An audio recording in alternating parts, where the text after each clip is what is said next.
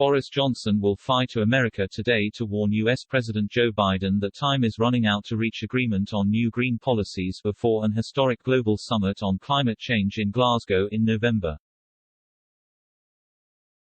The Prime Minister will host a meeting on climate change at the United Nations tomorrow and address the UN General Assembly before making his first visit to the White House since President Biden took office for discussions on tackling COVID, the new US-UK-Australia submarine alliance and the security situation in Afghanistan.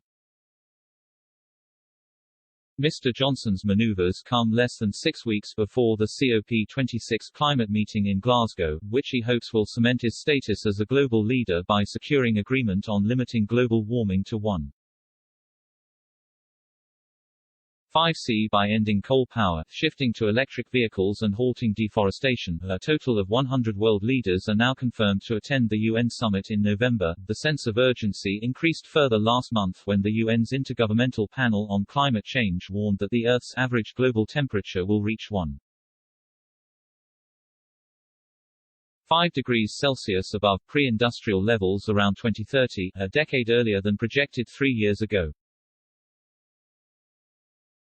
It has coincided with a series of extreme weather events around the world in recent years, including hurricanes, heatwaves and destructively torrential rain.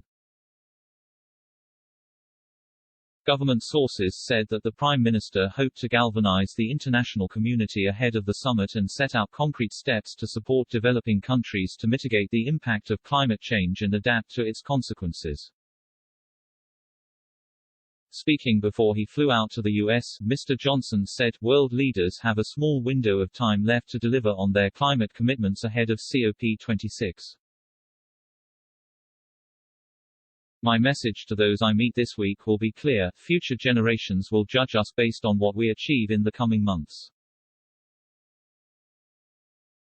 This week, as world leaders arrive in New York for the biggest diplomatic event of the year, I will be pushing them to take concrete action on coal, climate, cars and trees so we can make a success of COP26 and keep our climate goals within reach.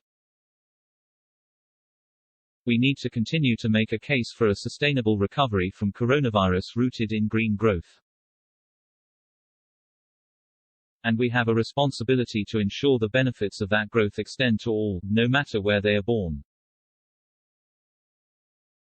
Mr. Johnson will also meet Vice President Kamala Harris and senior members of the U.S. Congress to discuss the situation in Afghanistan following the recent withdrawal of U.S. and UK troops from the country.